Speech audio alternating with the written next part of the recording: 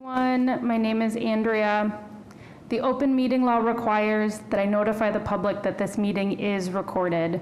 Therefore, please be aware that an audio and visual recording of this meeting is being made by Boston City TV, a part of the City of Boston Office of Cable Communications, and is being broadcast on Xfinity Channel 26, RCN Channel 13, and FiOS Channel 962, as well as being live streamed on YouTube, where the recording will be posted after the meeting.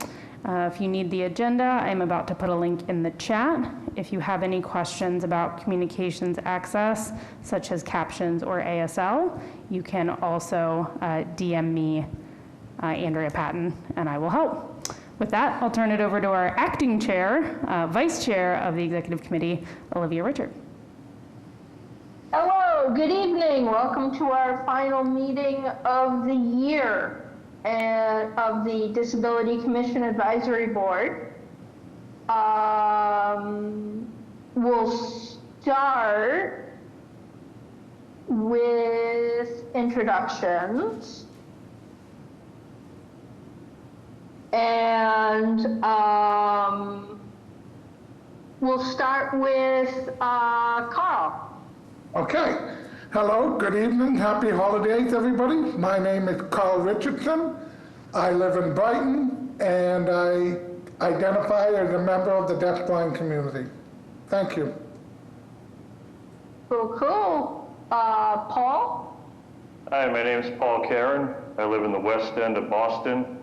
I serve on the executive committee of the advisory board, which I'm thankful for the opportunity, and work at the City of Boston Planning Department.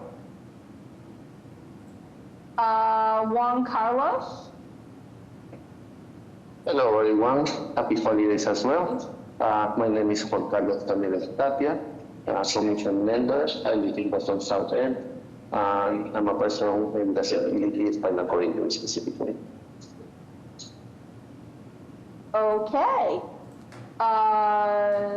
Tara?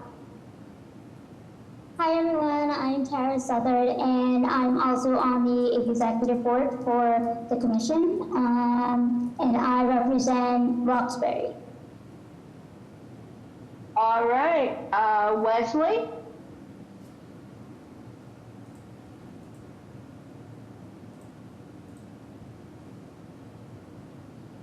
Hi there, everybody.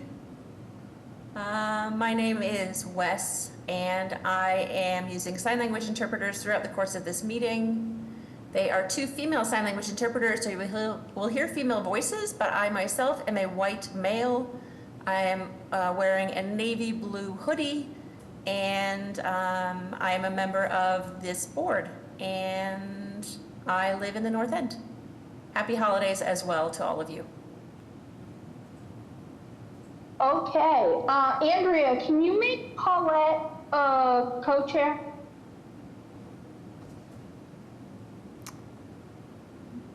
Yes, apologies, I had not done that. Paulette can now unmute herself if you'd like to call on her. My apologies. Exactly. I would love to call on Paulette.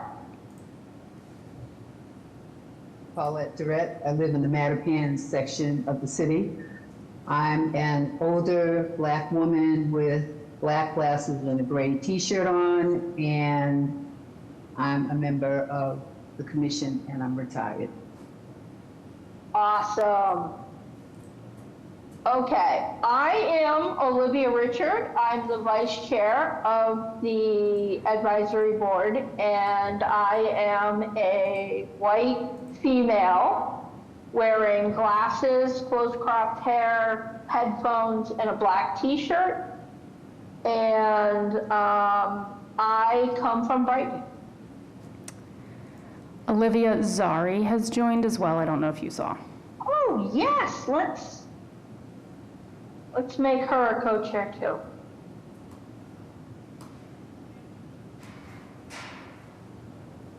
Or a co-host. Done. Okay, Zari? Hi everyone, and happy holidays. My name is Zari. I'm in Waseni, and I live in South Boston. I'm a white female with short brown hair, for today's winner, and happy to be a member of this board. Thank you, Olivia. Great. All right. Is there anyone else who's joined? No? Not seeing anyone in the list, so. I can jump in, Olivia. Oh, yes. Oh my God, I forgot to introduce you. That's fine, no worries. Commissioner McCosh, would you like to introduce yourself? Sure. Hi, everybody. I'm Kristen McCosh. I'm the Disability Commissioner and ADA Title II Coordinator for the city. I am a woman with blonde hair and glasses. There's an image of City Hall in my background. And I am a wheelchair user myself. So welcome, everybody. Nice to see you. Awesome. Okay.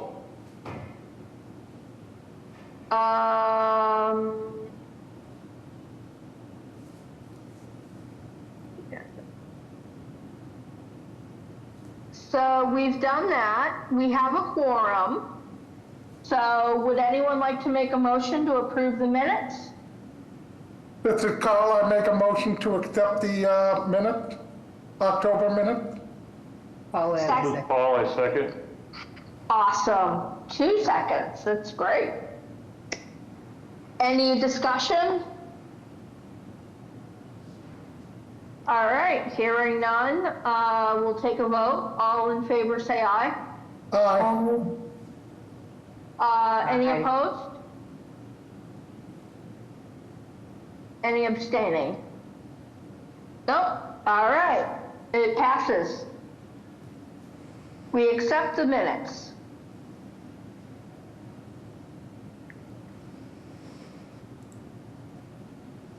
Okay, so we're having a presentation on autonomous vehicles from Dr. Michael Everett.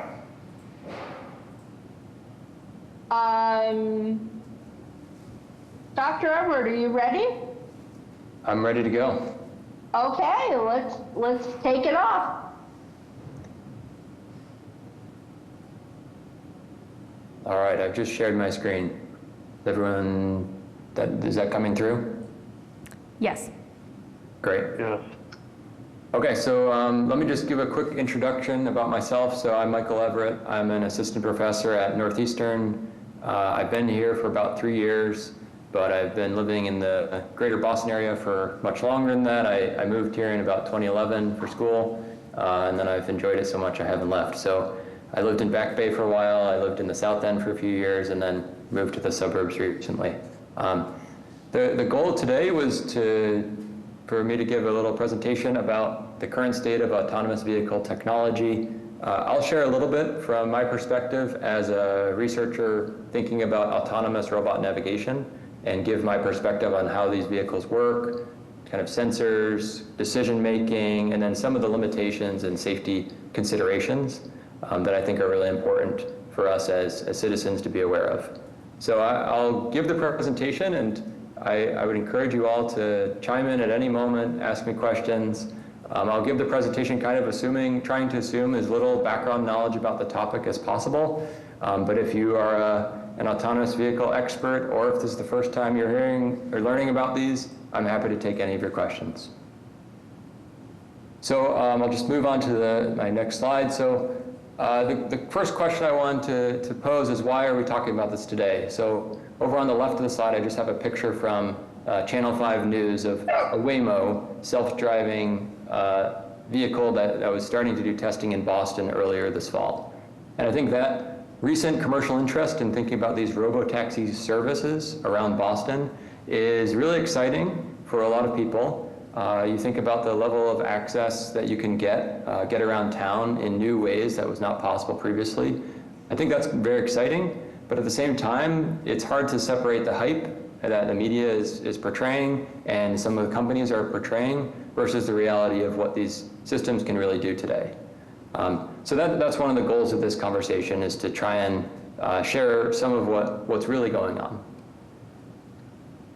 So on this slide, I've got a timeline of some of the big events that have happened, some milestones in the history of autonomous vehicle technology. So over on the left, I've noted in about 1989, there was research at Carnegie Mellon University that was thinking about autonomous driving, and it's pretty amazing when you look back at their work. The technology is almost, has a lot of parallels to what's going on today. They were using these ideas of neural networks that would take in an image of the road and make a decision of what steering angle to put on the steering wheel and how much throttle and brake to use. So that's going back, that's what, 35 years ago or so right now. As we go along on our timeline of the history of this technology, in the 2000s, there was a major effort by the US government to invest in this technology, and in the form of these big DARPA challenges, where the government would get together a bunch of teams from universities and industry to pair together and really have a competition to see. In some cases, it was drive across the desert and have a race to see who could get to the end of the mission as quickly as possible. And then as those challenges evolved and the technology got better, it started to be more urban settings and having multiple cars trying to navigate these really controlled city streets that are just on a test track that are perfectly designed for these scenarios.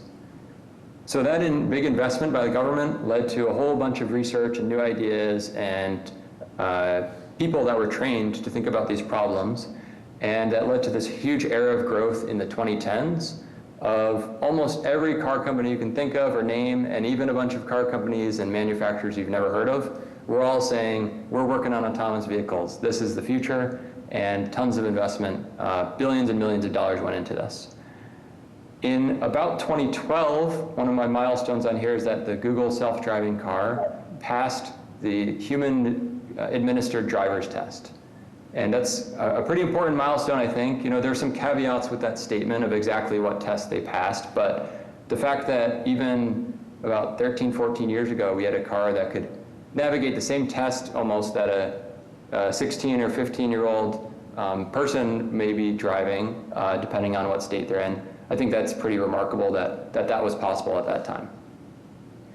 Fast forward to closer to today, so I consider the 2020s is this era now in the space of commercialization, trying to understand, is any of this crazy research that's been happening actually going to lead to a product that companies can sell and make money off of, or is it a lot of money that was spent to come up with something that's still a little bit out of reach?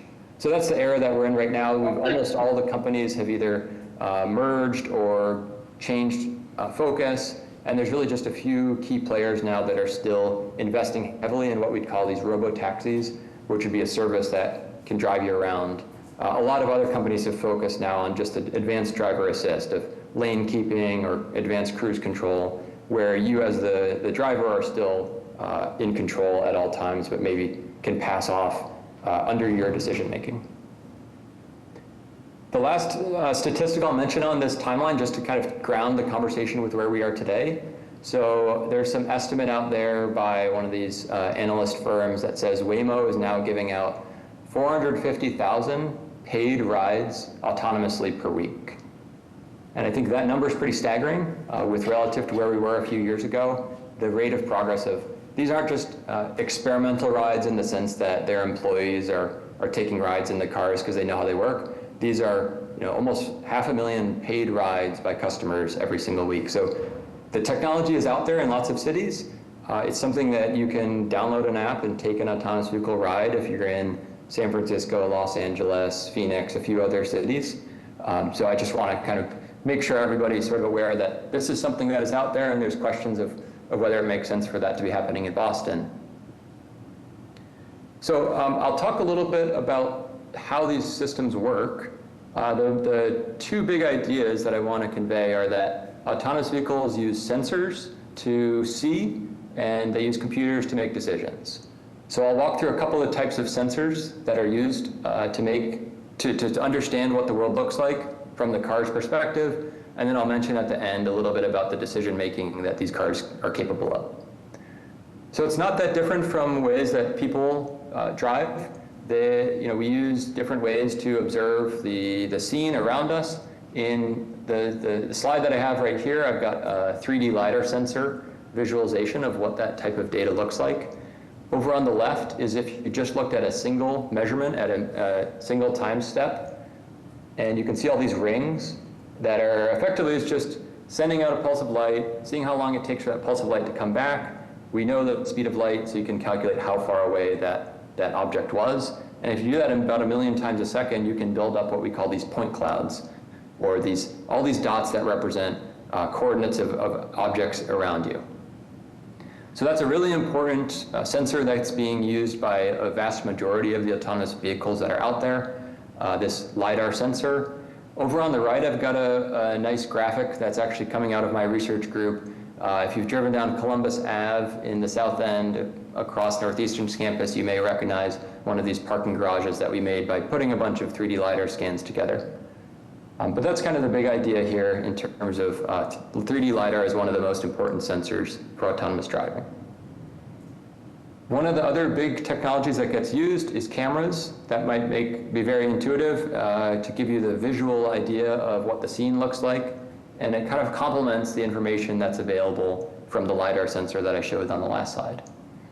So a lot of times these cameras are being used to identify pedestrians, bicyclists, other road users, cars, trucks, and make distinctions between these different types of road users or agents in the environment, as well as it can be really helpful to identify lanes, traffic signs, and other components of the road that help you understand where your vehicle is relative to where it's supposed to be. There's a couple other sensors that get used in autonomous driving a lot. Radar is very common. It gives you a much coarser understanding of objects. So a sensor might say, oh, there is an object in front of you. The radar wouldn't necessarily be able to distinguish that as several people walking together, whereas the camera and the LiDAR might help fill in some of that information at a much finer level of resolution. The picture over on the right, I've got just a diagram from one of the autonomous vehicle research groups that's been focused on this area. And you can see the number of LiDAR sensors, cameras, radars. They're just positioned all around the vehicle at very strategic locations to get the best view of what's going on around the vehicle and not have any blind spots as much as possible. So I think that's one of the real potential upsides of this technology is, as human drivers, we may not be able to see everything at every moment. We can use our mirrors as well as possible, but there's still going to be blind spots. You have to turn your head, and still you may not see something oncoming. Whereas there's an opportunity with the self-driving car to position sensors in a way that you really don't have blind spots, and you can anticipate things further ahead than what a human would be capable of. In terms of decision making, that's one of the next questions that is important to think about. So once your vehicle has used its sensors to see what's going on around it and know where it is in its lane and kind of know where it is on what road, at what street, at what time, it needs to make a decision of where to drive next, or what commands to send to the vehicle. So should you press the throttle, should you press the brake, how hard, and how much should you turn the steering wheel? Those are the control inputs, we call them, for the vehicle.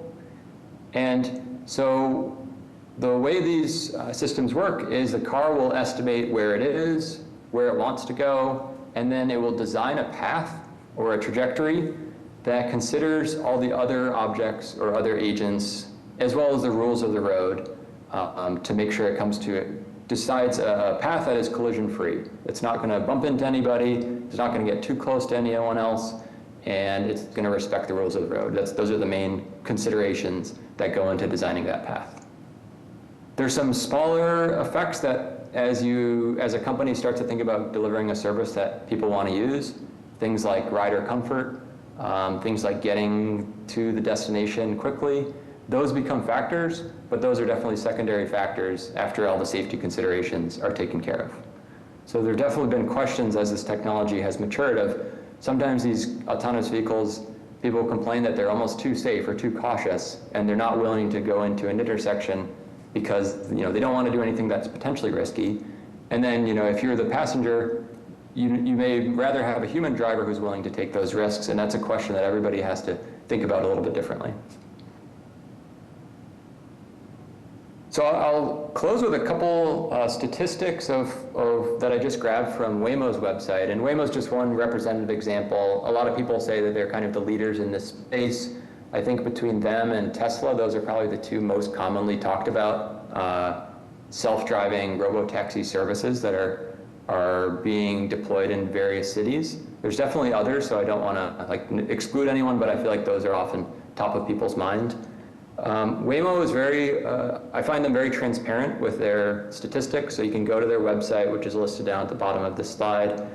They claim that they've got 96 million miles of rider-only miles driven. That's a pretty large number. Just a few years ago, it was a small fraction of that.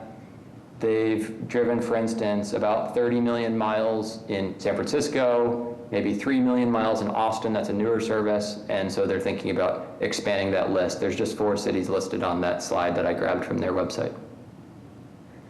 In terms of making the safety case, is this a technology that, as a society, we think is useful? I think there's starting to be pretty compelling evidence. There's always caveats with these safety claims when it comes from the company that is also trying to push a product. So you have to have read these things with a close eye. But you start to look at some of their numbers, like 80% fewer injury-causing crashes as compared to a human driver over those same distances. I think some of those numbers are starting to be pretty compelling in terms of the upside of what this technology could offer, which had been talked about for a long time, and now it's starting to actually happen. I don't want to sort of overly convey that this technology is totally perfect. So there's definitely limitations, and I've listed some of them on the next slide. So some of the current limitations out there that I wanted to highlight are in the upper left. I've got an image of the communication with other drivers. That's very difficult to do with an autonomous vehicle. As humans, we may use sort of nonverbal communication when driving, little hand waves, eye contact. You also do this potentially with pedestrians and cyclists as you wave them along or make eye contact, get a sense of what they're going to do. That's almost not possible when it comes to an autonomous vehicle, and we have to think about new ways of having these communications, either between autonomous vehicles and people, or even other autonomous vehicles that are created and produced by different companies. So that's a big open area. Another one that's super relevant to us here in Boston is dealing with snow. So you may have noticed on the list of cities that these companies are deploying their vehicles in. They're strategically chosen to have wonderful weather year-round.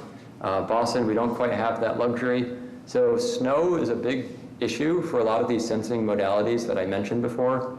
So snow can occlude the sensors. It can occlude what you can see in terms of lines on the road. And so it could be that on snowy days, it makes sense that these companies just can't provide the service yet. And that might be a totally valid, safe answer. But it's definitely not there yet in terms of being able to deal with fog and snow and other types of weather considerations other than sunny California weather. In terms of a couple other pictures I have on this slide for current limitations, so rare events. When you talk to people that work in this space, they're often talking about what they call the long tail, which is all of these rare events. If you remember back in school of the bell curve, in statistics, it goes on forever, right? There's really extreme events that almost never happen. There's some very small probability that they happen. So I've got a picture here of a car driving with a whole bunch of sheep that have swarmed it. So in Boston, that's probably really unlikely. In other parts of the country, maybe that could happen. But until you've seen or dealt with a scenario like that, maybe as humans, we've got a reasoning ability to make a decision of how to handle that. Maybe the answer is just slow down and stop and wait for everything to calm down. But that's been a challenge for a lot of these self-driving cars. And a lot of the news stories that you see where things go wrong, it's because something really rare that's never happened to an autonomous vehicle happened, and it didn't make the right decision. And then I think the last thing on the bottom left I've got is just a picture of, there's been a whole bunch of incidents with autonomous vehicles over the lifespan in the past 10 years or so as these have been deployed more and more. And consumer trust is just a huge question of, should we trust these vehicles yet? And should we trust the companies that are putting out these vehicles? I think those are both questions that people have to make on their own, as well as in groups and having conversations like this. So that's the end of my slides. My last slide just asks about questions. I'm happy to take any from anyone on the call. and share any thoughts. Okay. Anybody on the advisory board have questions or comments for the presenter? This is Carl. Go ahead, Carl. Only if you're over here. First of all, I want to, oh, I'm sorry, was somebody else speaking? No, go ahead. All right, I want to thank you, Doctor, for doing the neutral presentation and presenting both sides. I'm the one that requested that we have a presentation on autonomous vehicles because of the city council looking at potentially banning autonomous vehicles, and I, as a person with a disability, think that it has potential opportunity because many communities outside of the MBTA Boston footprint do not fund regional transit enough that people with disabilities have access to employment, affordable housing, healthcare, education, and more. So I think that I agree that we still need to do some work, but I also think the upside is huge. People doing co-op rides, sharing cars, towns and senior centers may be affording a autonomous vehicles. But I just want to thank you for giving the presentation so that we can all learn together and make an informed decision along the way. Great, yeah, thank you for sharing that. And I think you raised some really important issues, and there really is a cool upside that can have an impact on a lot of people's lives. And so I'm actively working on some of these challenging limitations of how to make these systems better in my research group, and I'm excited about where this is going. Did you see the New York Times piece on Sunday by the neurologist saying this is a health care matter? I haven't seen that, no. I'll send that to Andrea and she can share it with you. Great, thank you. All right, thank you, Carl. Anybody else? This is Andrea, if you don't mind me taking a moment. Yeah, go ahead, Andrea. First, Dr. I'm not sure if you want to pull your screen down, just Sure. just the question side, thanks. You know, obviously we're talking about robo-taxis here, and I'm just curious if there is anyone thinking about trying to sell these as personal vehicles at this time. I know that 10 years ago that was a question, is it going to become a robo-taxi or an individual vehicle? Do those exist on the road, fully autonomous personal vehicles? Today, no. We don't have any, you can't go and buy a fully self-driving, what I would call a fully self-driving, level 4, level 5 car that will completely, you can take your hands off the wheel and you don't have to be engaged at all. It will do everything. That doesn't exist yet in terms of something you can buy. So I think that a lot of the companies have taken the position that these are still pretty specialized pieces of equipment, so they will manage them and they'll have a fleet, and then they will, not that dissimilar from a rideshare service driven by humans. You can request a ride from them and they can provide that service.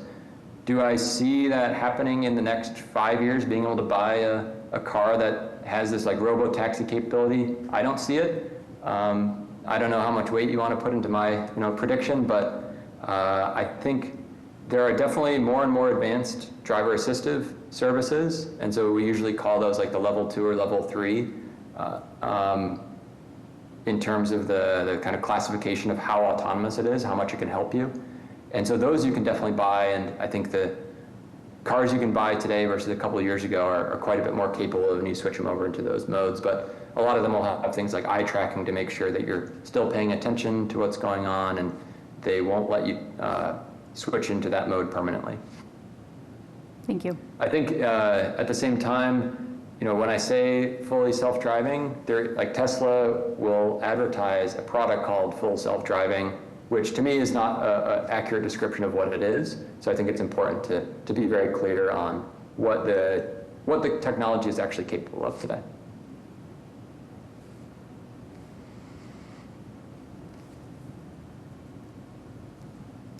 Okay. Am I missing any hands? Yes, I think I Paul see a has hand his from hand. Paul. Go ahead, Paul. Yes, I'm just curious on the safety of the vehicles. Is there like a time limit to exit the vehicles? Be like, say myself and a passenger or a second person, can you just get out and leave, or do you have to press certain buttons? How does that work? Yeah, that's going to be different on any company's vehicle about how you can say, like, I need to get out. I don't know that I can give a good answer across the whole spectrum of the options you have.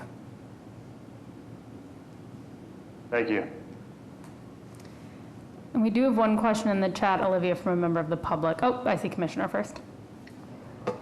Well, it's interesting. I was going to talk about that same issue. So I thought it was really interesting that you mentioned the nonverbal communication, because as a wheelchair user, I almost never cross the street until I make eye contact with the drivers, especially if it's a big truck, because we're down so low. So is there any way you can think, like, to overcome that challenge? I feel like that's a big safety challenge. And I know people with disabilities, wheelchair users in general, are really nervous about that. A friend of mine used to work in this field as well, and he said that as soon as autonomous vehicles were on the road, he wasn't going to leave the house unless he had on a T-shirt that had a stop sign on it. So whenever he was crossing the street, the cars would stop. So I don't mean to make light of it, because it is a serious issue, but just any more thoughts on that, like taking that human element out of it and how that would impact safety? Yeah, absolutely. I'm glad you brought that up. I think there are definitely ways we can have communication between autonomous vehicles and people, and it just hasn't necessarily been the focus so far, because they're trying to solve the problem without having to explicitly have communication.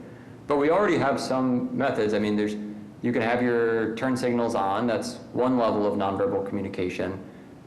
You could imagine the self-driving cars even being required to give an indication of which direction they're going to go or what they're planning to do over the next few seconds. And actually, if you ride in one of these, if you look as a passenger, there's usually a display that says, here you can see what the car thinks is going on. Like, you can see the other cars on the road that it's sensed. You can see where it thinks it is in the lane, as well as its future planned path. So it would be great to be thinking about ways that information can be conveyed to people that aren't in the car. And you're not going to be able to have like a TV screen that everyone can immediately look at and understand, but almost like, I'm about to drive, I'm about to move, and at least give that level of indication.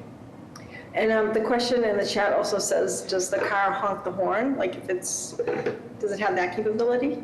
Yeah, they can. And actually, there's a sort of wild news story a few months back you may have seen of a bunch of Waymos all in a parking lot, all honking their horns at each other. So yes, they have the ability to use their horn, and I agree, that could be another modality at which you can start to communicate. I think as Boston drivers, we probably use that too much. But I think that could be a way. It's very much like an on or off, and it's pretty jarring, so you don't want to use it too much.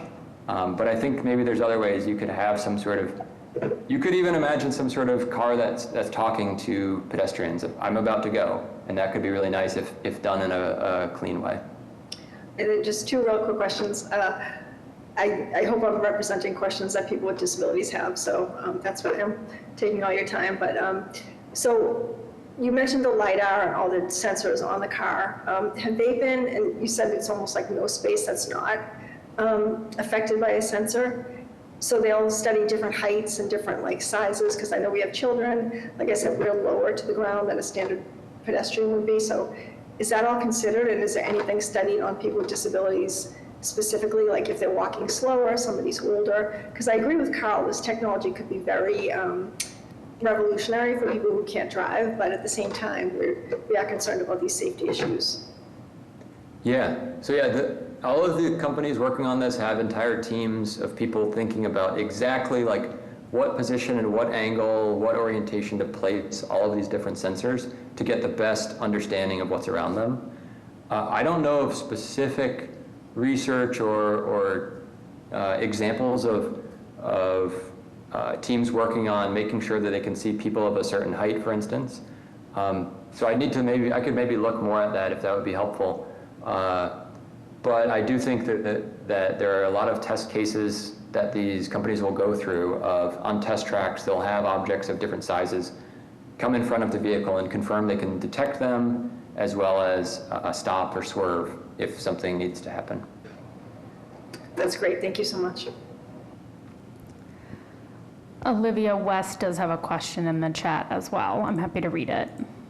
Yeah, I saw that. Go ahead. So, member West Ireland asks, I know you mentioned the issue of autonomous vehicles not being able to communicate with other drivers, but are they able to communicate with passengers? And if so, what are some of the ways? Yeah, with communicating between the vehicles and the passengers, oftentimes there are TV screens in the car that will display what the car currently thinks in terms of, here are other cars on the road at these positions, here's the plan of the path that the vehicle is about to take, as well as maybe stop signs that it has detected and different traffic signs. So there's that way to show visually to passengers. That would be the main modality that I've seen so far. Can I jump in here, the blind person, tell you how the car can communicate with the blind person? Because I know many blind people who have been involved. It would talk to your phone. For instance, if you use the Waymo One app, it'll tell you where you're located, where you're going, what intersection you're crossing. You can even control the temperature of the car, pick the music, do the environmental controls. If it dropped you off, because it can't drop you off safely in front of the destination you're going to and drop you off a block away, it'll then activate your GPS, so it'll tell you how to walk to where you're going. So it does, at least from a blindness perspective, it does quite a bit of communicating with the passenger. Through the app, right, Carl? Through the app that you have? Through the Waymo app that's connected with Waymo. I don't know about Tesla or Motional or some of the other companies, but I know based on what, and I don't really care which company does, I'm just mentioning Waymo because that's the one I'm familiar with, but I just want autonomous vehicles. But the potential is there through the app to talk through the car and communicate back and forth, and I know for sighted people, there's a display in the back seat that gives all the information and all the controls that I just mentioned.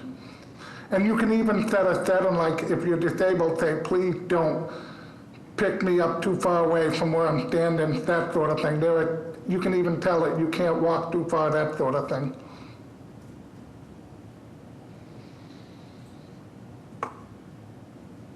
Okay.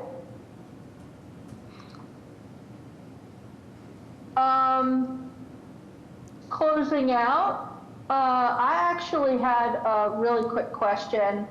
How do the car's LiDAR respond to reflective taping, such as on white canes and other devices? Yeah, really great question. So the LiDAR sensors actually are great at detecting the reflective paint on the road for being able to jump out and really clearly identify here are the lane lines.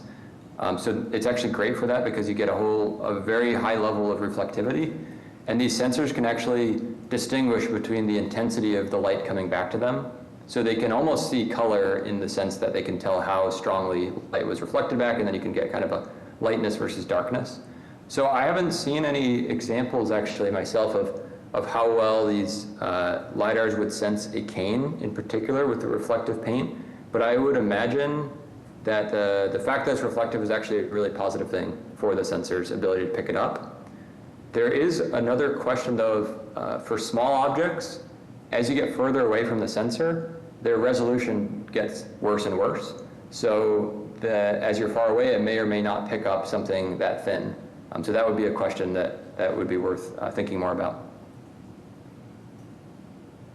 Okay.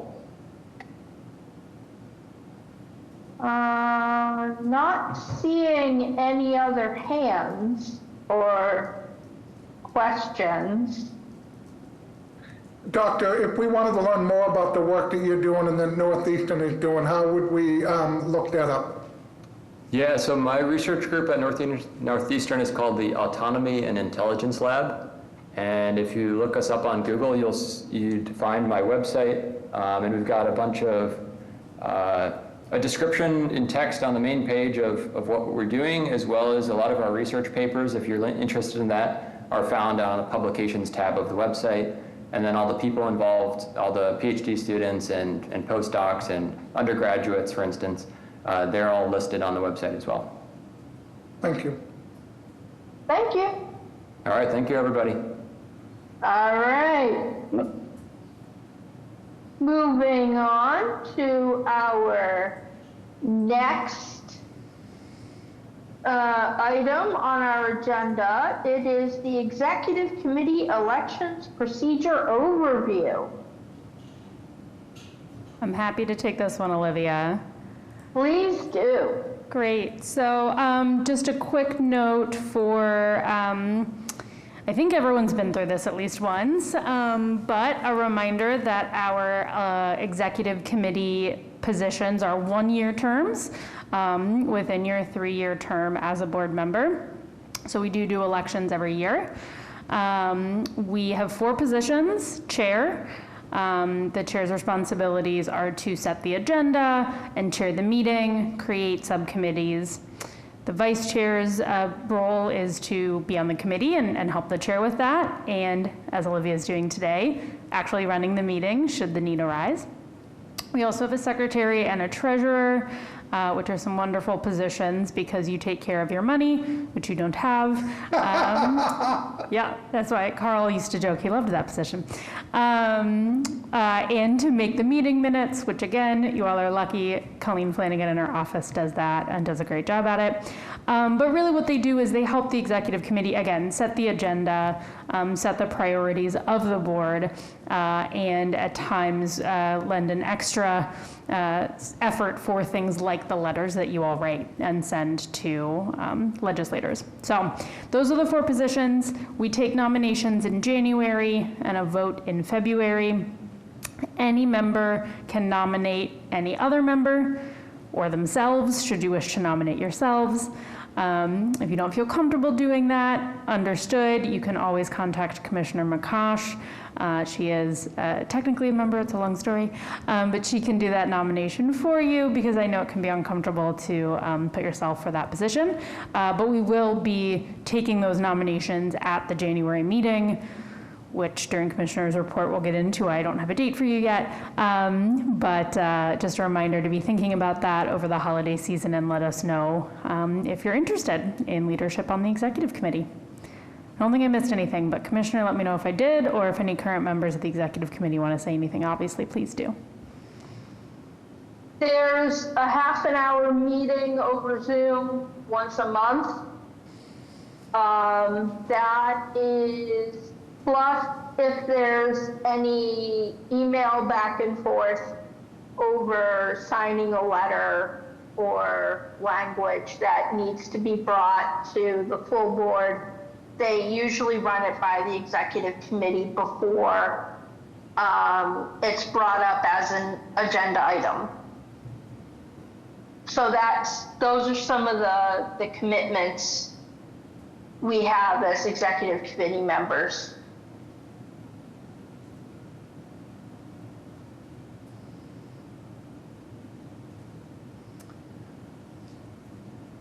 All right.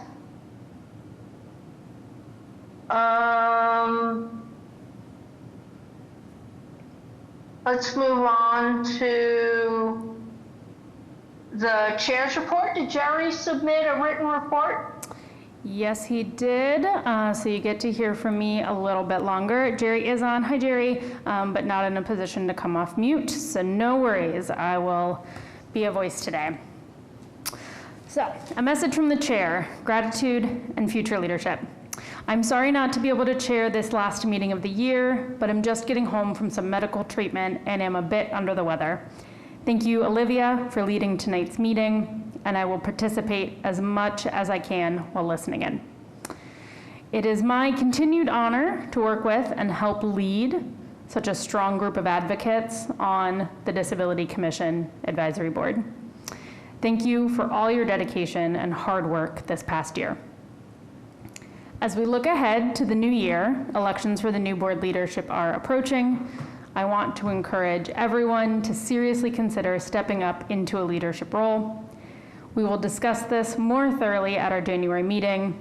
In the meantime, if anyone would like to discuss what the roles of chair, vice chair, treasurer, or secretary entail, please feel free to reach out to myself, any current member of the executive committee, or Andrea. Second, in memoriam, honoring champions of disability rights. We pause this evening to acknowledge the profound losses our community has recently experienced with the passing of two giants in the disability rights movement: National Disability Rights Advocate Alice Wong and beloved local advocate and former chair of this advisory board, John Kelly. Alice was a visionary advocate, writer, and founder of the Disability Visibility Project, an essential platform for elevating disabled voices and culture. Her work, including her edited anthology, Disability Visibility, and her memoir, Year of the Tiger, has profoundly shifted how disability is discussed and perceived nationwide. I was fortunate to have had the opportunity to hear Alice speak at the Boston Center for Independent Living's Marie Felton Award ceremony a few years ago, and her passion was truly inspiring. John Kelly was a passionate advocate whose local leadership, including his time as chair of this advisory board, made a tangible difference in the lives of Bostonians with disabilities. Nationally, John was a vocal and effective leader in the movement against assisted suicide, championing the rights of disabled people to receive fully funded home and community-based services as the true path to self-determination. I'm sure our Commissioner Cannon will speak further to John's impactful advocacy during his tenure as chair of this advisory board. In closing, we honor their legacies by reaffirming our dedication to the ongoing fight for equity and justice. Third and finally, in Jerry's report, upholding the fundamental right to vote, immediate action required. The exercise of our right to vote is the most fundamental of civic responsibilities and a crucial way in which all citizens make their voices heard. As chair, I must report to the board on the unacceptable barriers encountered by several of our members, including myself and Olivia, during the recent general election. We faced significant challenges at polling places due to lack of training. Poll workers appeared uneducated and uninformed regarding proper procedures for assisting voters with disabilities in using the AutoMark voting machine. Systemic failure. Election department staff, when contacted, failed to properly problem solve the issues, resulting in frustration and disenfranchisement for voters. Andrea and the commissioner have held discussions with the elections commissioner and staff, and this issue was a major point of conversation at our recent executive committee meeting. I have also raised this issue directly with city councilors Enrique Pepin and Sharon Durkin, and with the mayor.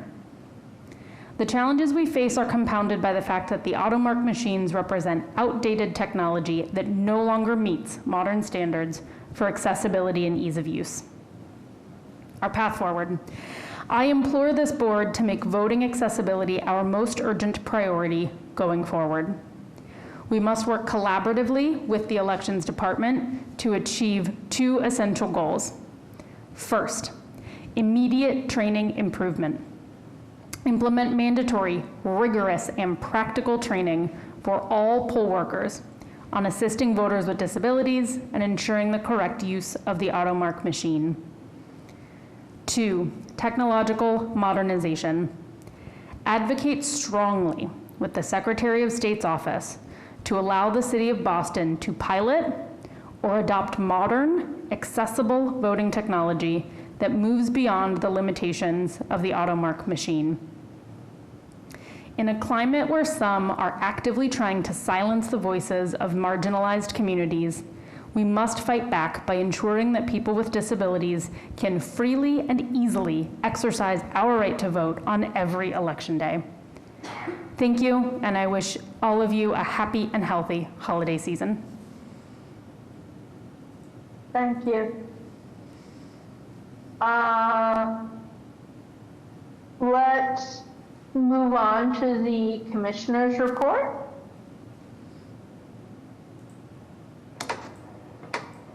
Thank you, Olivia. It's actually good timing because to begin my report, we have a guest with us this evening, Commissioner Paul Chong, who's Commissioner of City Records, and he's also the City Registrar.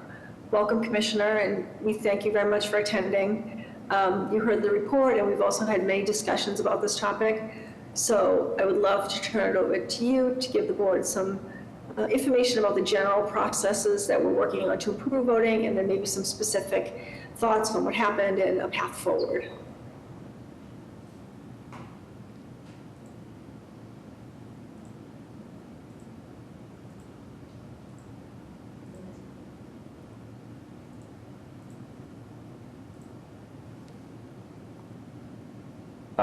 Okay. Hello. Thank you, Commissioner Makash. My name is Paul Chong. I want to thank the board chair and the board members for your continued advocacy as the city looks to celebrate the 250th year of the founding of our country. I think that there is no better time to talk about how critical access to voting is. So I'd like to start by providing a little context ahead of this year's elections and what the city has been doing. And then I'd like to talk about some of the issues with the AutoMark machine in particular, and then discuss ways that we can collaborate to make sure that everyone has the kind of access to the polls that they deserve. So, as you are aware, in November of 2024, there was a shortage of ballots, and the Secretary of State in February of 2025 issued an order. I'm going to share my screen. Andrea and Commissioner Kosh, I can work with you to distribute these materials, but I will try to read the relevant portions as I share my screen here. So, give me 1 second.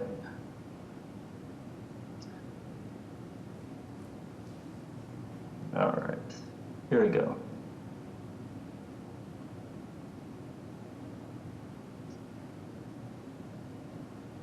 So this is the order from the Secretary of State. The order is something that is legally binding to the city. We were ordered to deliver to each polling location the appropriate number of ballots. We were ordered to develop a communication plan and have redundant modes of communication. We had to provide details about how we would contact the polling locations throughout the day. We would have to revamp our training program entirely and provide a comprehensive plan for Election Day administration. The Secretary then appointed a designee to assist the election department and post the November election. There was in this order, it says, after the 2026 election, a review will be conducted regarding the election practices of the city to determine whether this agreement and order shall be extended. So we haven't heard an update from the Secretary of State, but we'll continue to engage with them and work together to make elections successful. So that is the background of how I started my tenure working with the elections department. That's in February. So beginning in February and really the beginning of March, we revamped our training programs for the approximately 1,800 to 2,000 poll workers that we hire for each the preliminary and general election. We developed new systems. We implemented, for example, a call center environment within the city election department that tracked the number of phone calls we received, where they were received from. We also developed a database or a ticket system where people, poll workers and staff could report issues, and we could track how we resolved them. We had a plan for how to distribute ballots, and all of these things were in addition to rolling out the use of electronic poll pads. Now, these poll pads help make our check-in process more, a little more efficient. They also helped us track information like how many ballots we had on hand, how many voters had checked in. Now, this is all context for some of the issues that we did encounter on Election Day. So I'm going to share some data with you about what Election Day looked like for us in review. Now, we haven't finished analyzing all this data. A lot of these things, almost all of the things I mentioned are new to the city. So the fact that we had to change our procedures for 2,000 poll workers in a period of a few months with new equipment was a significant challenge. And that is something that we are going to work in the long term to make sure that we can continuously train and update our poll workers. But as you'll see, we did collect feedback, and I will share some data with you here. Let's get into here. So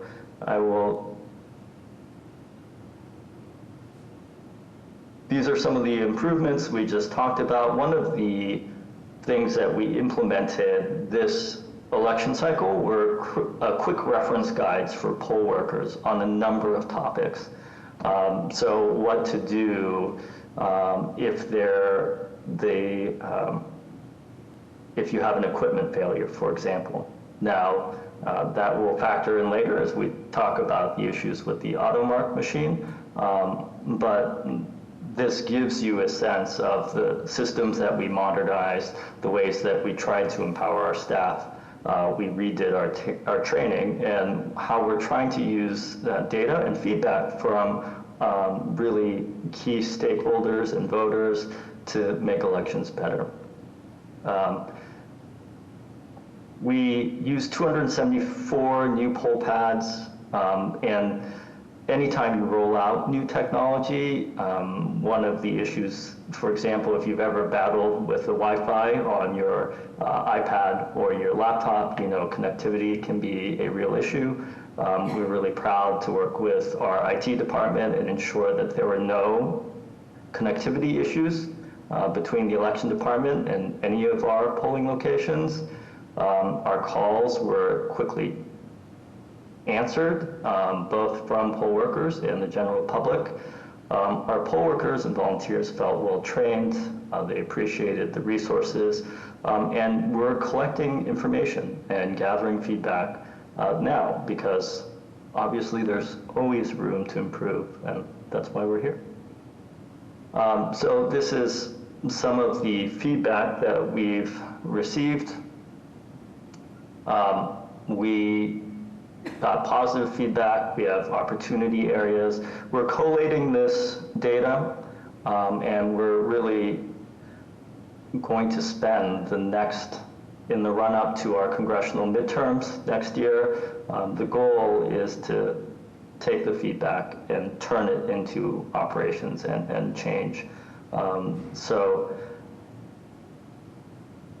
I want folks on this call to know that I deeply appreciate the issues that you've raised, because we want to address them. So 2 examples that I have of some of the feedback that we tried to incorporate between even the September and November elections were there was a polling location, the St. Joseph's Church in it was Precinct 3, Ward 9. And the elevator there had been out of commission since 2022. When it first became a polling location, it wasn't accessible. The poll workers had raised this as a concern, and we were able to move the polling location to the West End Community Center, which is much more accessible.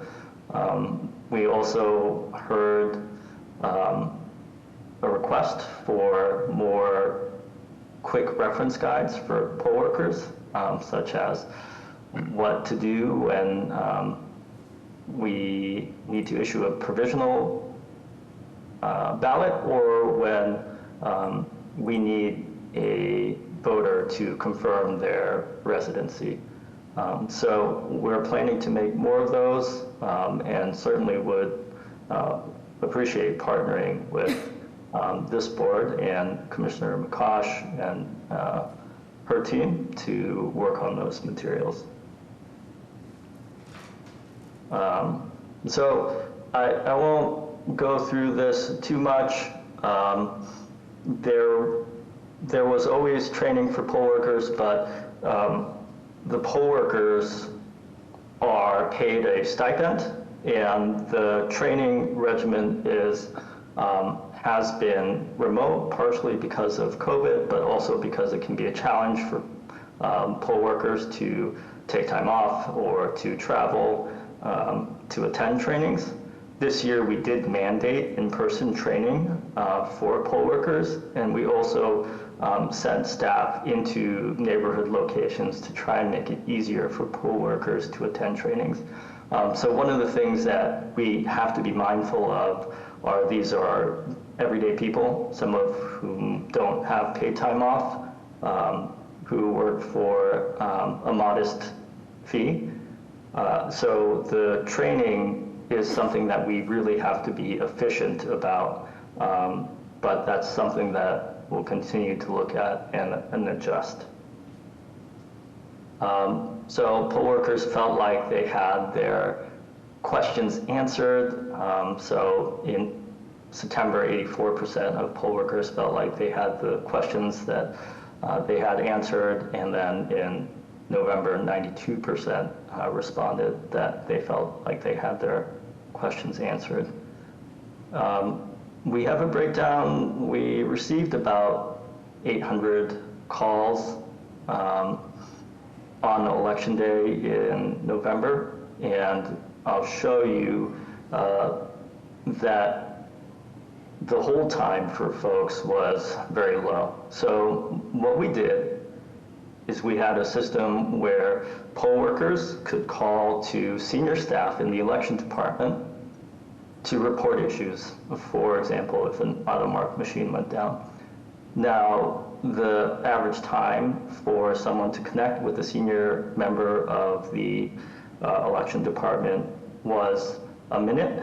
In November, less than a minute, it's 58 seconds.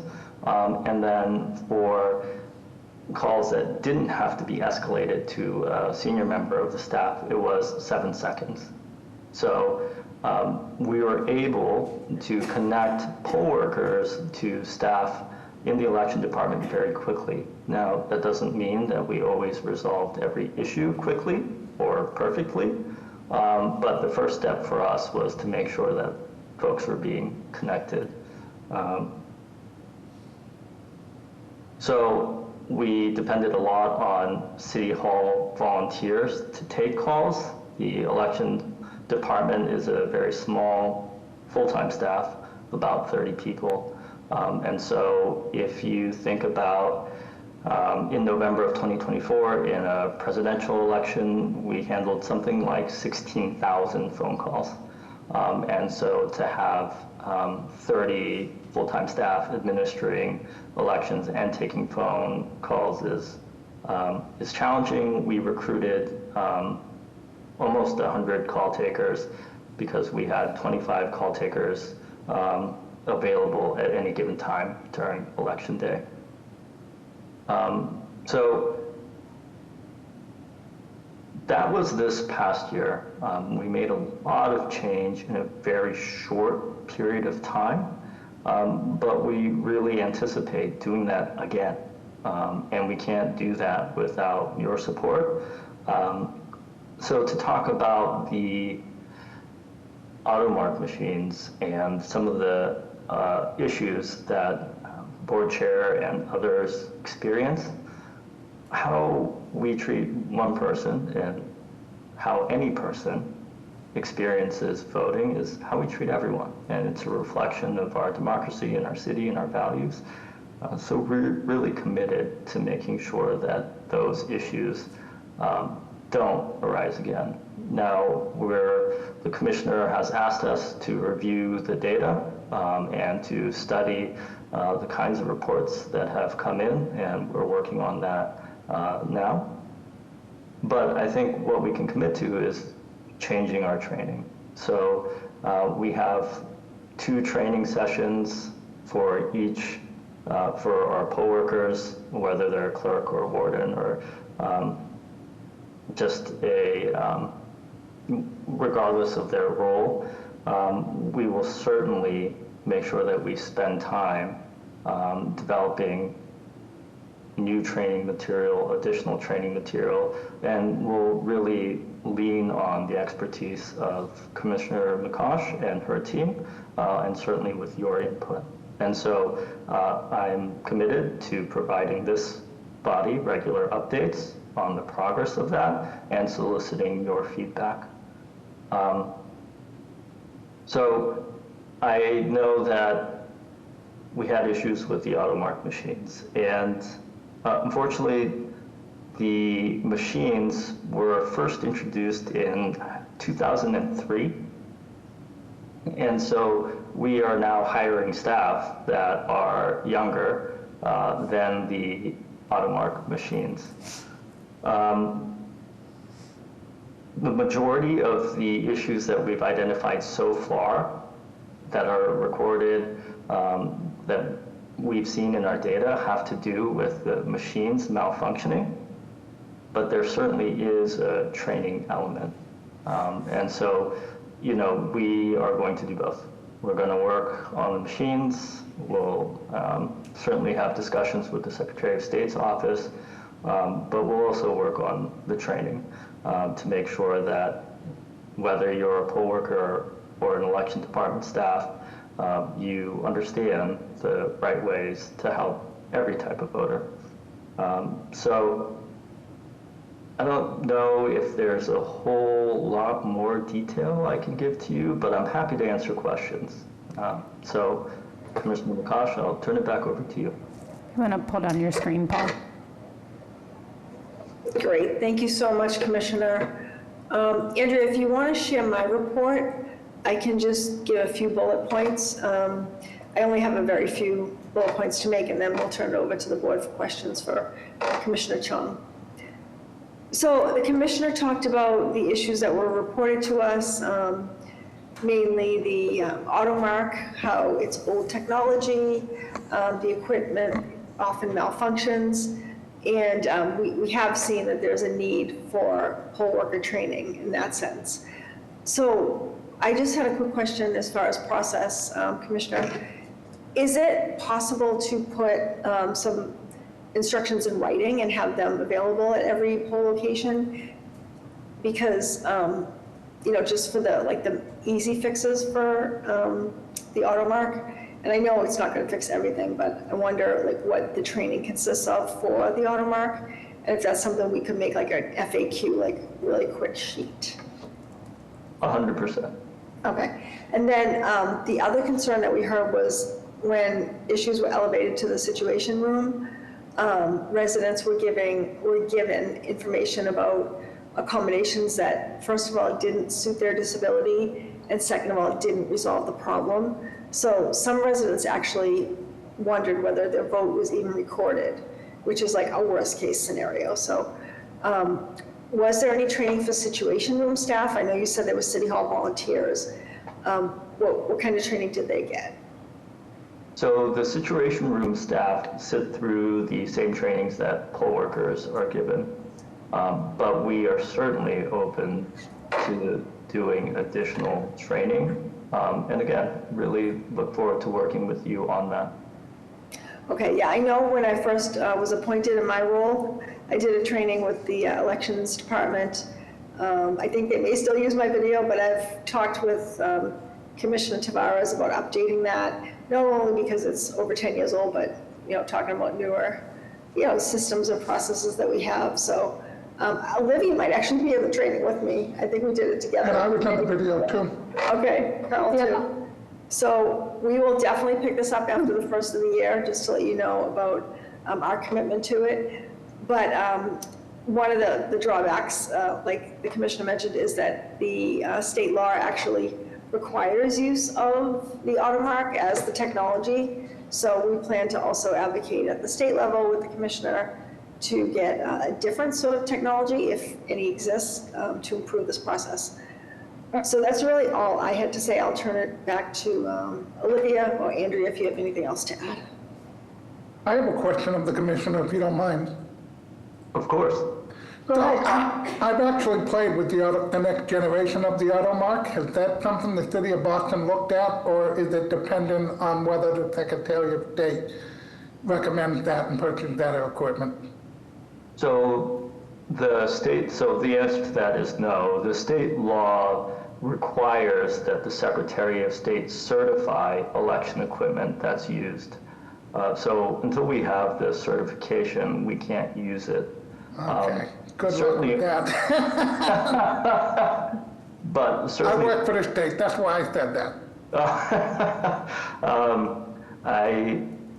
I worked at A&F and A&F is the secretary I work in, so. Is that right? Yeah. I was the finance director in the budget office for a few years, and I worked at the State Inspector General's office. So, we do view the state as partners, and hopefully with your advocacy, we can make some progress. So I use the AutoMark every time in my district, and I will say not only is the equipment getting old, and you can tell, but even the pollers, even the people that run the poll stations, you can tell I'm the only person that walks in that uses it because they freak out every time I walk in. But it's simple little things like they'll put the headphone jack in the wrong jack because there's two jacks that look similar. And, I know enough because I've used the machine. I can read the braille on the machine. I've educated myself on the operation.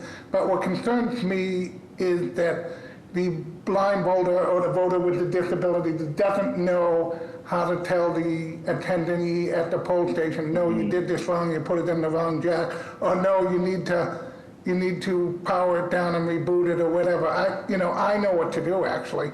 But what concerns me are the people that don't, and then they may miss out on the opportunity to vote. So I think Commissioner McCosh's idea on maybe a one-page list is a great idea. Carl, can I ask, how did you find the AutoMark, next gen? Was it working well? Yeah, it more of a, I tried it out at the American Council of the Blind convention in, where were we? Dallas, Texas last summer. It looks more like an iPad. And it's wireless, and I think it talks to the printer. I don't know if the commissioner has seen it at all, but that's my recollection of it. And I think it would work fine. So it's more up to date, and it uses more up to date technology. But there are other devices out there and other companies competing. I'm just saying, I've seen the next generation of the AutoMark machine. They're out there and they're pushing it. Andrew and I do a call every month with disability commissioners from across the country, and there are 10 to 12 big cities on the call with us, and we did put a call out to other cities at our meeting last week to see what kind of technology they use for accessible voting. So we got some input, and we're in the process of doing research on that. So I will bring all these ideas to Commissioner Chong after the beginning of the year. So if any board members or members of the public know of anything that works well elsewhere, please send us an email, and you can always reach us at disability@boston.gov. And I believe Bridget Murphy is the person that would handle the accessibility of voting machines at the Secretary of State's office. Wonderful. Commissioner Prakash, I will defer to you on how I can best stay in touch with the board members and provide updates, but I do really want for the department to be accountable and to provide regular updates and communicate with all the members of our community, and that includes this group. That would be great. And what's our time frame? When's the next election? Is it not until September that we know of? Yes, it's not until September, but the calendar is very full. And so in January, for example, we'll start to mail out our census to every household in Boston that confirms your voter registration status. Candidates will submit their candidacy papers. Right now, for example, we are certifying signatures for ballot questions. We have to mail out ballot, vote by mail, ballot applications. So there's always something happening. And any changes that we do make to our training or operations, at this point, we have a conversation with the Secretary of State about. So that also factors into our time frame for making operational improvements.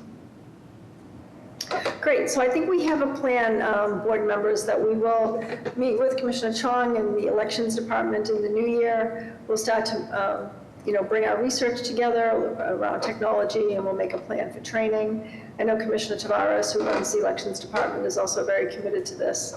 So we can do all that, and then we can provide an update to the board, maybe like late spring. So I hope you have a happy holiday, Commissioner, and we will touch base with you after the new year. Thank you, Commissioner, and thank you to the board members. Thank you so much. Okay, I can give the rest of my report. Let's go back to my slides. So I believe the other big report that I have from City of Boston updates is Mayor Wu's inauguration in 2026.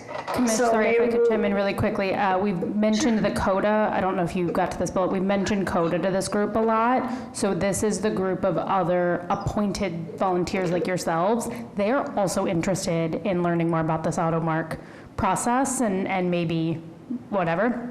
So if anyone from the board wants to join the next CODA meeting, email me and I will send you the link. Yes, I know I've mentioned CODA many times on this call, like encouraging you to join, so we would love it for anybody who's interested in joining. And then if you do have thoughts after this call or questions about elections or anything else you'd like to have us look at, please always send us an email.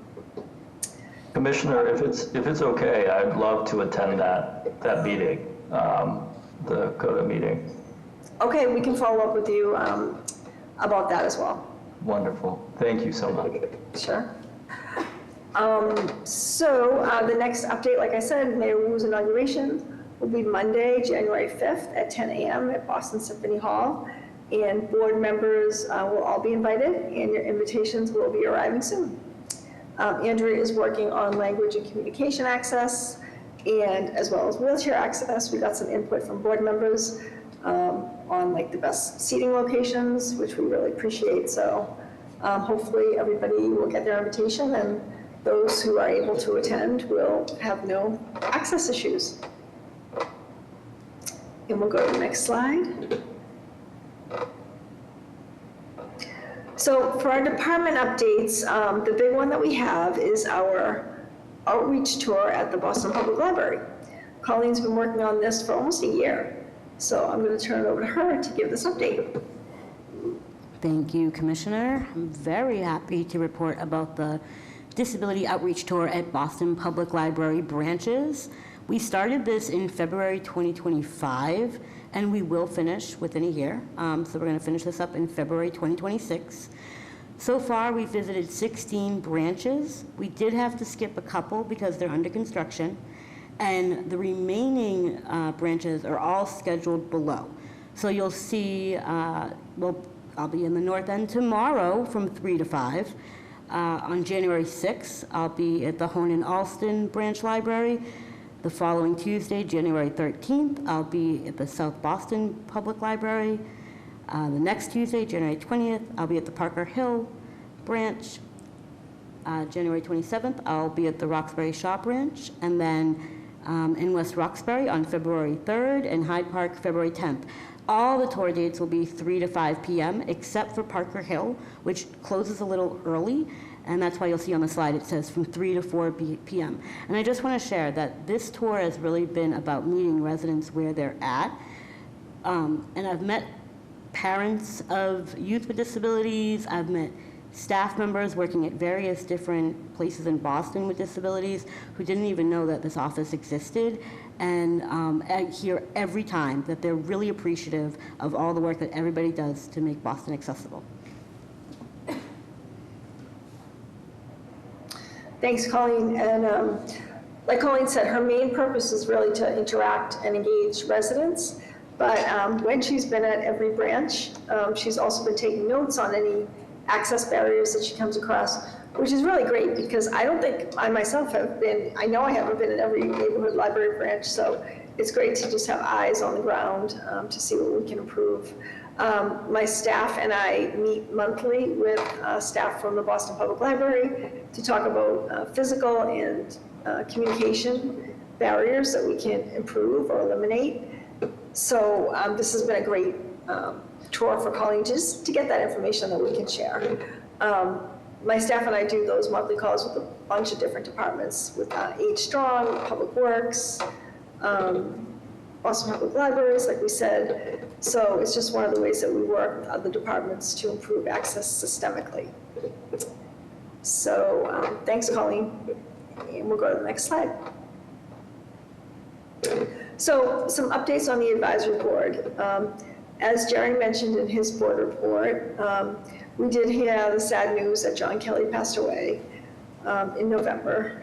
John was the chair of the board, the first chair, appointed by Mayor Menino in 2009, and he stayed until 2012.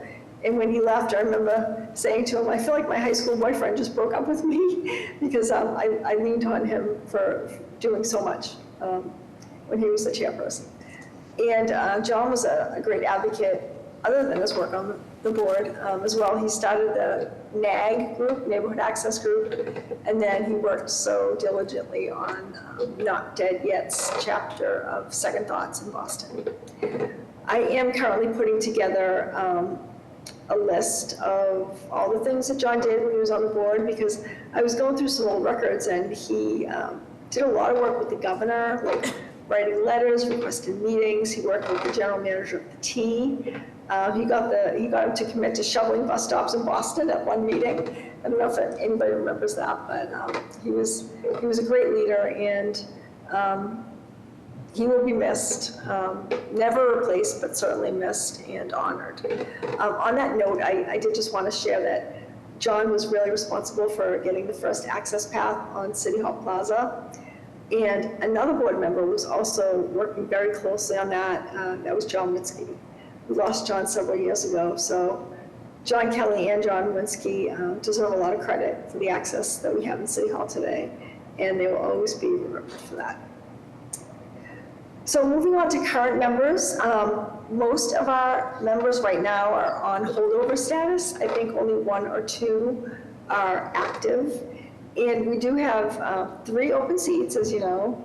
We've nominated 6 applicants who are currently in the process of interviews with the mayor's staff. and the mayor makes the final decision. We don't do anything other than recommend the 6 people that we thought would be the best fit. And the decision will hopefully be made in time for the January meeting. And we will hopefully have the new appointments for every meeting next year. And also over the past 2 weeks, I've been calling board members. I think I've spoken to everybody except Juan Carlos. I'm sorry, Juan Carlos, we had a mix up with your phone number, but I will try to speak to you this week. But I just wanted to get your insight on how you thought the last year went and what you're interested in seeing for the upcoming year. So one thing I heard from everybody is that everybody really liked the idea that board members would pick 1 or 2 areas to focus their advocacy on. Like, I'm looking at Olivia on screen. I know Olivia is interested in housing and like transportation. And then when I talked to Zari, she's interested in like healthcare and of course like, a few other things. And Tara wants to do food justice and like PCAs and other types of things. So everybody mentioned at least 1 thing, if not 2. So I'd love to have you think about for next year, continuing the one that you mentioned, because luckily for us, everybody really picked like a different topic. So we had a lot of representation. And then think of a second thing that you'd be interested in collaborating with another board member on. And maybe we can do some cross collaboration among board members to really improve the impact of the commission's work. And then as Andrew mentioned earlier, the executive committee elections will be held in March. We will call for nominations at the February meeting, and the vote will take place in March. And I do think that the current executive committee has really gelled and they're working very well together. So like Andrew said, if anybody wants to nominate someone else or themselves, please feel free to do that. And if not, we can always maintain the current structure that we have for the next year. And that would hopefully give other people time to kind of train up to be leadership holders themselves. I will say that when I spoke to all the board members, no one expressed a great desire to join the commission, the executive committee. So if people don't have time or interest, that's absolutely fine. We can always maintain things the way they are. But if you are interested, please consider that. And then I think I spoke with most of you about our plan to hold an in-person event in January with the mayor. We hope to do this either January 14th or 21st. Although we haven't confirmed a date yet, but I will stay in touch over the holiday season as soon as we get a date to give people plenty of notice.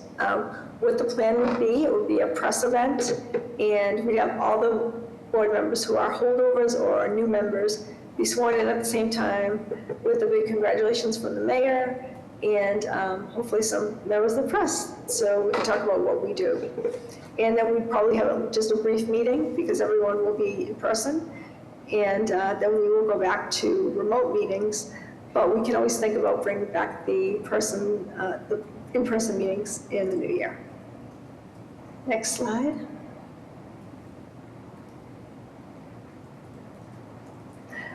And I believe my last slide is the dates that we've confirmed for cable and the use of the room in City Hall. So January, we have 2 options, the 14th or the 28th, February 18th, March 18th, April 22nd, May 13th, June 17th, July 15th, August 19th, September 23rd, October 21st, and December 9th. They'll all be on a Wednesday, and most of them are like pretty much the 3rd Wednesday. We don't have 100% availability on the 3rd Wednesday just because of cable and other commitments. But they're all on Zoom still, but like Andrew said, anyone's welcome to attend in person. If they'd like to just come in and see us again in person, we always welcome that. And we always do the combined date in December, but I know last year there was some discussion about picking another month to skip. I believe our charter requires that we have 10 meetings a year, so we do have another option to skip a summer meeting if people are interested in that. I feel like we thought it was more of an issue when we had a come in person. So like summer was tough because people might have been away, and winter was tough because of the challenges with the tea and transportation and weather. But now that it's remote, it doesn't seem as burdensome or as many barriers for people to attend, but certainly open to that discussion if you'd like to have it. And on that note, I'll turn it back to Olivia for next steps on that or anything else, and any questions anyone has, I'm happy to answer.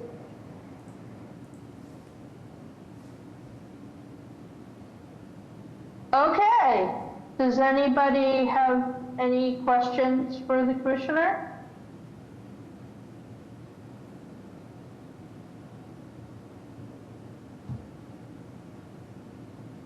Not seeing any. Am I missing anyone? This is Andrea. I'm not seeing any hands or comments in the chat, so I don't think you're missing anything. Okay, cool. In that case then, thank you, Commissioner. Let's move on to announcements. Does anybody have any announcements?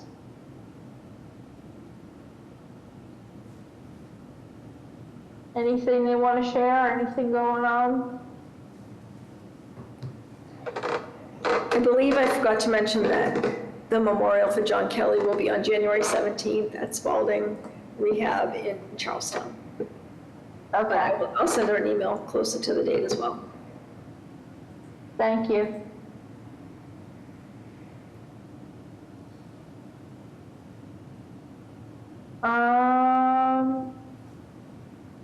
Paul, do you have something? Yes, I just want to say from mental health advocacy for the last year, I want to thank Mayor Wu for her accountability and accessibility to help us at the local level and state and national. And looking forward to moving forward 2026 in mental health advocacy. Thank you. I actually have something I would like to bring to the attention, and that is thanking, oh my God, I forgot his last name, Ed, the Counselor? yes, the counselor. Ed Flynn.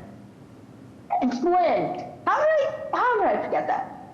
I would like to thank Ed Flynn for his advocacy and bringing in the press and really putting BHA's feet to the fire on the Ruth Barkley elevators going down on Thanksgiving. That's like the worst timing ever. But hopefully we can use some of this press and media to shake loose at the Fed level some dollar bills, y'all, for BHA. Seeing as this is a civil rights issue at the federal level.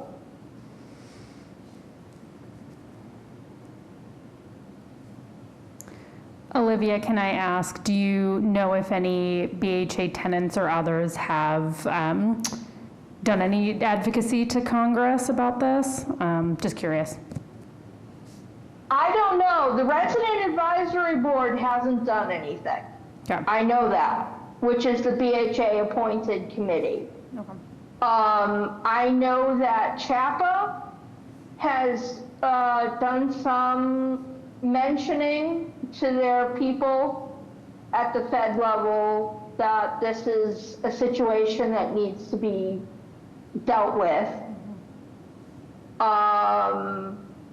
But other than that, I don't know of anyone who's really taking it on, other than the residents of Ruth Barkley, Ed Flynn, and the people of Boston.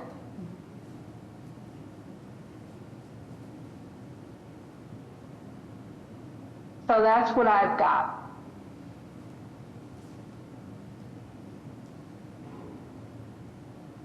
Anybody else got anything?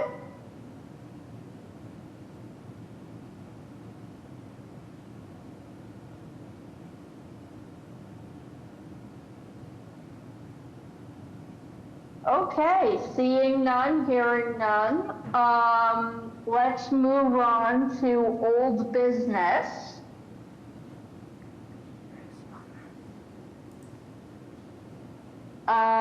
There is, yes, Wes? Go ahead. Hi there. Yep, this is Wes. I do have one item of old business. Bear with me 1 second. In particular for Dan Rosengard, who is the director of Boston Public Schools Transportation. He had come to a meeting with us last month, and I was hoping we might be able to invite him back at the end of the school year or maybe in early summer. And at that point, we would be looking for him to share 2 things. That would be performance metrics on the door-to-door services that we talked about, as well as the results and data from this school year.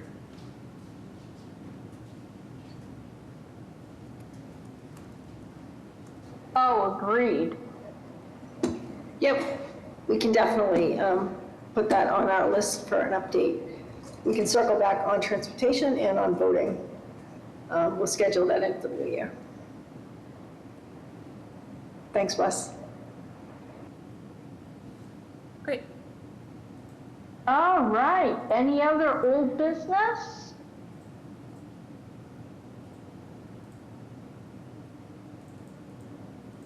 Okay, any new business?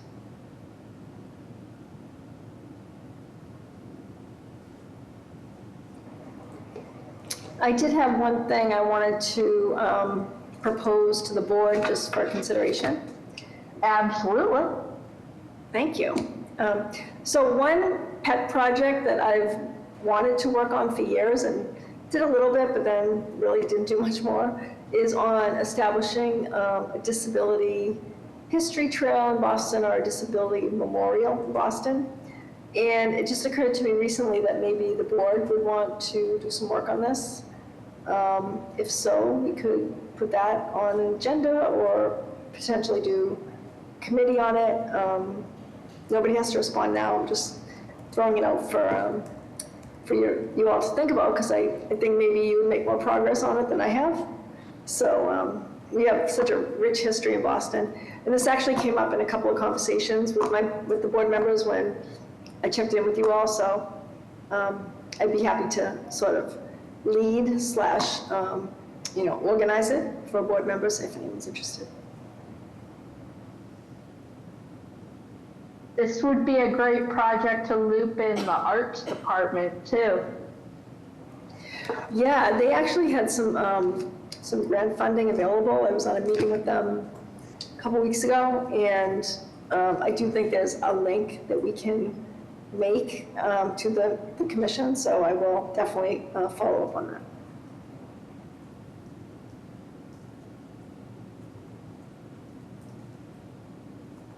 All right.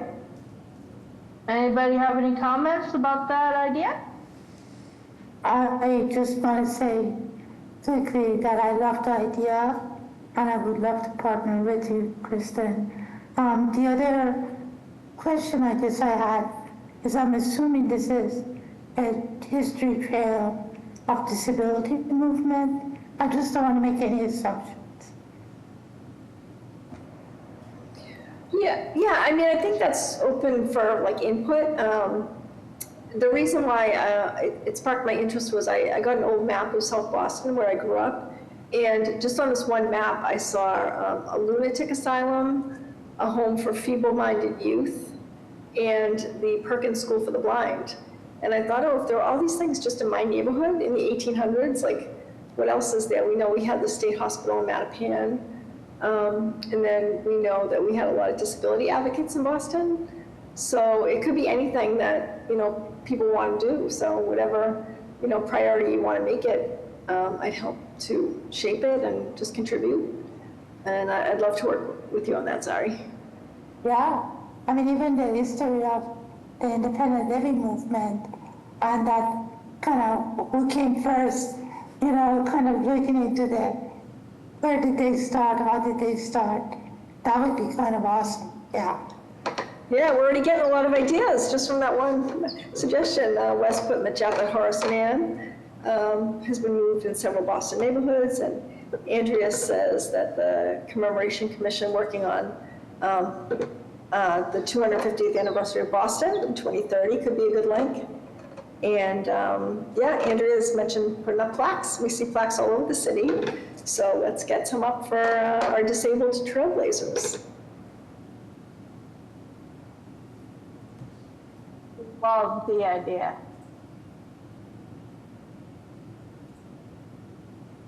Do we want to make this a subcommittee, potentially?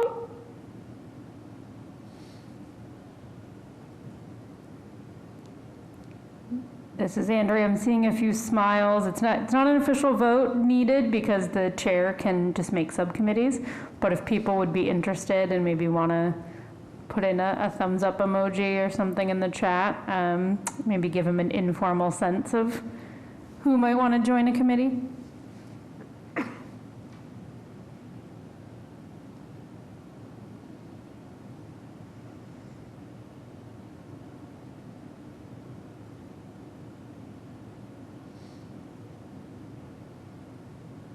We have a comment. Can anyone join?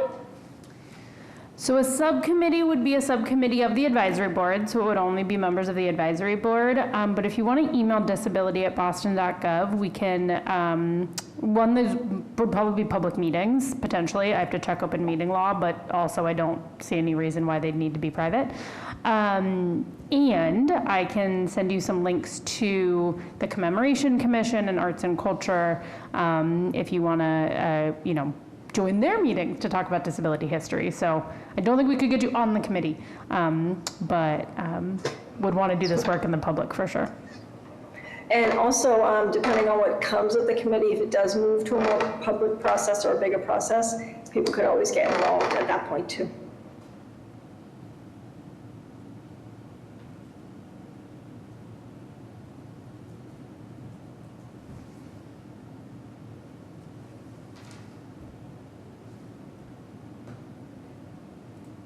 Great. Any other new business?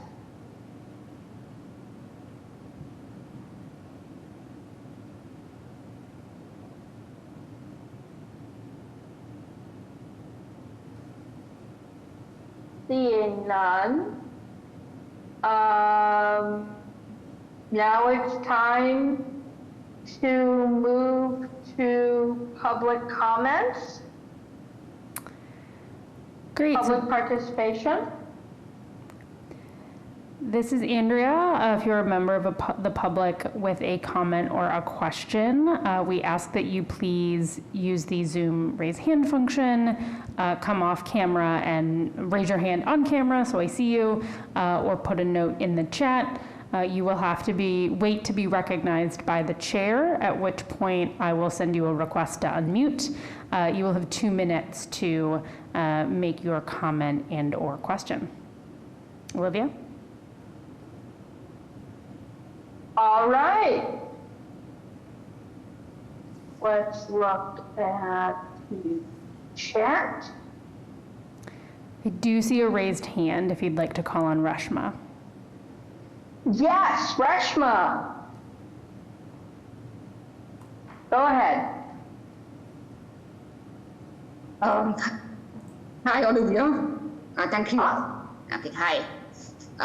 Hello, everyone. I hope all of you are doing well. I want to thank Commissioner McCosh for inviting me to be a part of this meeting. My name is Reshma, and I live in Dorchester. I use hearing aids to hear and talk, and I don't use sign language. So from my experience, I would like to share the details of an issue with public transportation. When I travel by bus, I look at the display board to see which destination is coming up.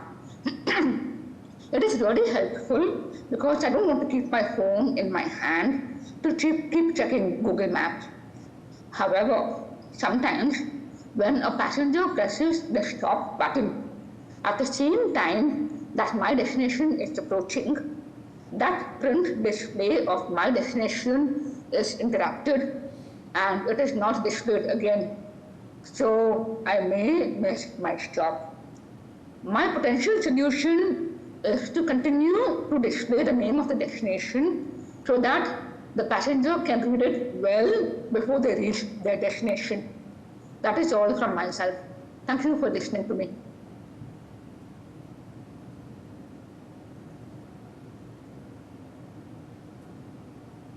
Thank you. I think you can contact the MBTA as well. They have system-wide accessibility, is a fantastic office. I don't have this SWA's email, but that. This is Andrea. I have Reshma's email, so I'll find it and get it to her. Okay. And we can also note it for future meetings that we have with SWA, and I know we have some RTAG members on this call who may be able to mention it at a future RTAG meeting. Thanks, Reshma. Yeah, especially since RTAG is now taken over for the settlement.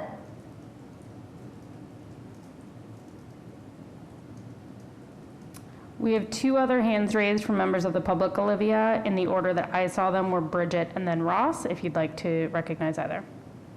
Go ahead, Bridget.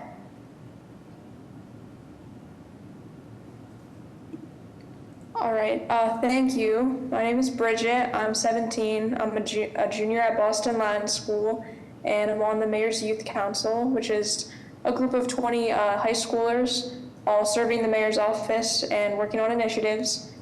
For the last about year and a half now, I've been working on an initiative to bring more public safety and more crosswalks and disability ramps to the city of Boston.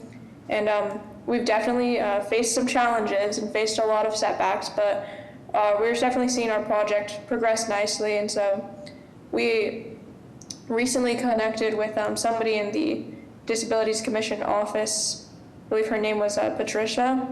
It was great to learn more about what the Disabilities Commission does, and it was really great to be on this meeting. I listened very intently to all of the different issues that the commission's handling. It's very good to see so many people interested in the same topic that Ross and I have been working on for a good amount of time. So yeah, we're super excited to see all this hard work, and we would love to maybe talk more and maybe pursue some kind of partnership with our sources at the Mayor's Youth Council is under the Office of Youth Engagement and Advancement. It's definitely pursuing some kind of partnership and getting this work done and just making the city more accessible would be great. I'll pass it over to Ross, who's also on the Mayor's Youth Council. Yeah, go ahead. Yeah, thank you so much, Bridget. Yeah, I mean, just reiterating what she just said, we're Mayor's Youth Council. We've been working on trying to get crosswalks in Charlestown and in Mission Hill. We were able to help build an ADA ramp over in South End last year. And we've been trying to build on that work. And we know that the Disabilities Commission is very involved with making sure that the ramps are accessible, making sure that being able to cross the street is accessible for everybody. So we just want to connect with you guys and make sure that we're including everyone's voices in this process. And yeah, I mean, our email is, I'll put it in the chat as well, but it's nyc@boston.gov. So if anyone wants to connect, we're welcome to hosting anybody from around the city. And yeah, we'd love to connect more with this commission so we can learn more for our project. Thank you so much. Ross or Bridget, do you have guest speakers at your meetings? Is that the kind of thing that might make sense for this board to help you out with? Absolutely. Yeah. We would love to have, there's 18 other members on our council, and we'd definitely love to learn about all different departments in the city. So we would love to hear from any member of the Disability Commission. And one of our coordinators Lena is on the call right now. So definitely, I just put the email in the chat, contact them, and I'm sure they'll find a time to set up for a time that's convenient for everyone. And we would love to get to hear more about the work you do, and I'm sure all my fellow counselors would also be excited for that opportunity. Great. Well, I know you've already met with some of our full-time staff. I know there's others of us you haven't met with yet, but certainly members of the board, if you want to reach out. Appointees to appointees, get you all connected in your inter-board relations. Hi everyone, my name is Lena and I am a Mayor's Youth Council Program Coordinator. Sorry, my camera's acting up today, so you guys are just gonna have to hear my voice. But yeah, we would totally love to have you guys come and speak to the council. I'll drop my email address as well as the Mayor's Youth Council email address, and we can set something up sometime soon, possibly after Christmas break. Great. Thank you so much. Yep, thank you guys. Thank you.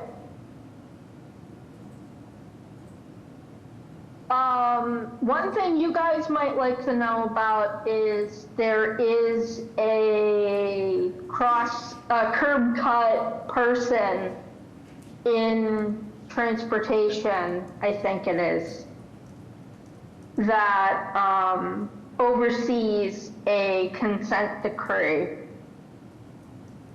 Is it a consent decree or is it an agreement? It's a consent decree, I believe.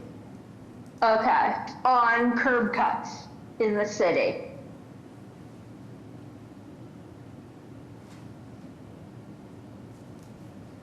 Yes, the ADA manager of the Public Works Department. And Olivia, I think Lena has a question about that if you'd like me to send her an unmute request. Yes, please do.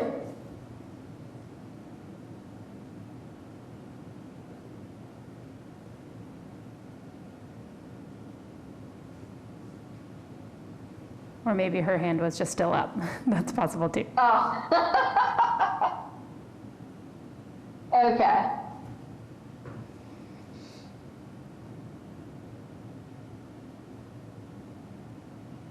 All right. Seeing no other participation, it's time to make a motion to adjourn. Wes has a hand. This is Go ahead, Leslie. Hi. I make the motion to adjourn the meeting. Any seconds? I see Paulette's hand. Paulette? Paulette seconds, I think. Yep. Okay, all in favor say aye. Aye. Any? And this is Jerry. I just wanted to come on really quickly. Olivia, you did a fantastic job, and I just wanted to say in person to the advisory board members, great job this year, and we look forward to working together in 2026. Thanks, everybody. Thank you, Jerry. Happy For all holidays. your leadership. Bye, everybody. Bye. Bye now. Bye. Happy holidays.